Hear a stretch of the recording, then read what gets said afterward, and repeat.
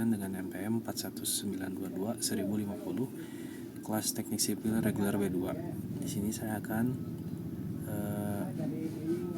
mengerjakan tugas 1 manajemen mutu, yaitu video pertama tentang penjelasan materi manajemen mutu. Pertama, kita mulai dari pemahaman dasar, yaitu apa itu manajemen mutu. Manajemen mutu terdiri dari 2 kata, yaitu manajemen dan mutu. Dalam Kamus Besar Bahasa Indonesia, manajemen berarti penggunaan sumber daya secara efektif untuk mencapai tujuan. Sedangkan mutu adalah ukuran baik buruknya suatu benda, derajat, atau taraf sesuatu seperti kepandaian atau kecerdasan. Maka manajemen mutu dalam proyek konstruksi dapat diartikan sebagai proses pengelolaan dan pemeliharaan mutu selama proyek berlangsung. Agar hasil proyek memenuhi standar yang telah ditentukan, tujuannya bukan hanya memastikan spesifikasi teknis terpenuhi, tapi juga menjamin kepuasan pelanggan dan mematuhi semua peraturan yang berlaku. Selanjutnya, kita akan membahas 8 prinsip utama dalam manajemen mutu, yang merupakan dasar penting dalam implementasi manajemen mutu yang efektif. Prinsip 1, yaitu fokus pada pelanggan. Jadi prinsip ini menekankan bahwa pelanggan adalah pusat dari seluruh kegiatan kita. Tanpa pelanggan, kita tidak punya alasan untuk bekerja. Oleh karena itu, kebutuhan dan harapan pelanggan harus selalu menjadi prioritas. Jika pelanggan puas, maka loyalitas mereka akan meningkat.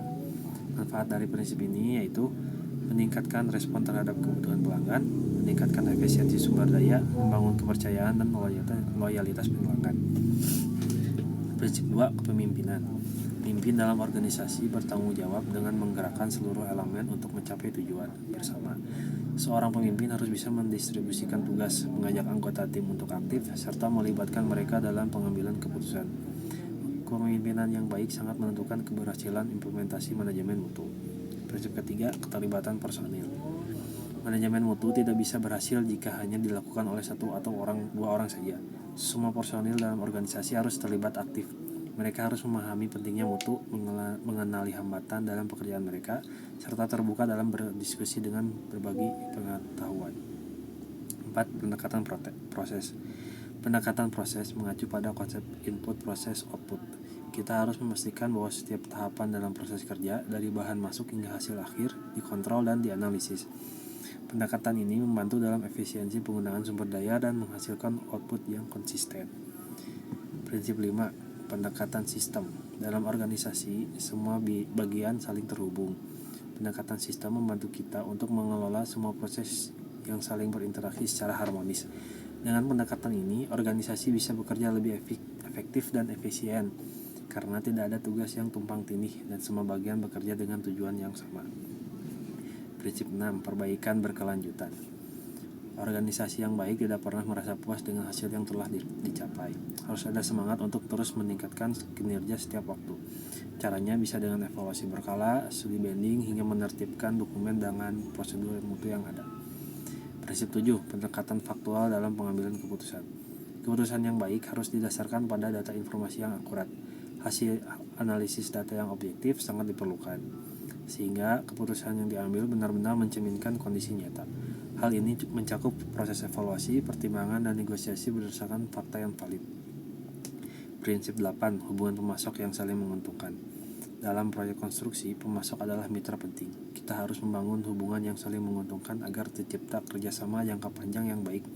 Keuntungannya antara lain fleksibilitas dalam menanggapi perubahan pasar, optimalisasi biaya dan sumber daya, peningkatan kualitas layanan dan produk.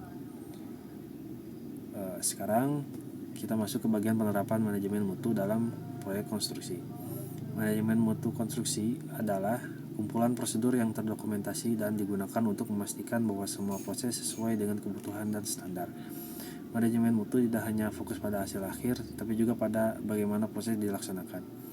Ini penting karena penerapan manajemen mutu bisa menghemat biaya, meningkatkan keselamatan kerja, memberikan hasil proyek yang lebih baik, meningkatkan kepuasan pelanggan.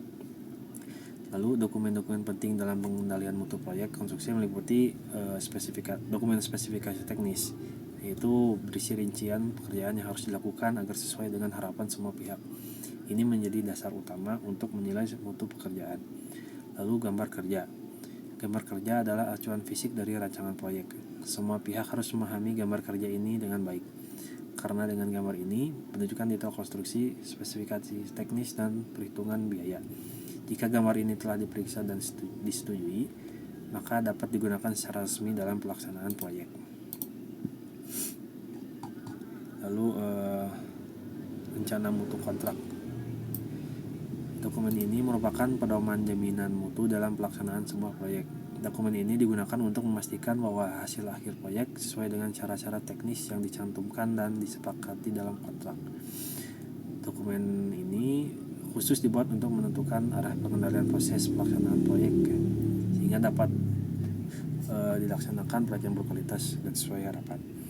Lalu dokumen administrasi, yaitu dokumen yang menyertai sebuah proyek khususnya untuk pengendalian mutu proyek. Lalu ada instruksi teknis. Dokumen ini disusun untuk menghindari terjadinya kesalahan dan pengerjaan suatu proyek. Dokumen ini berisi petunjuk yang harus dikerjakan oleh tim-tim atau kelompok yang terlibat dalam proyek. Sekian, terima kasih.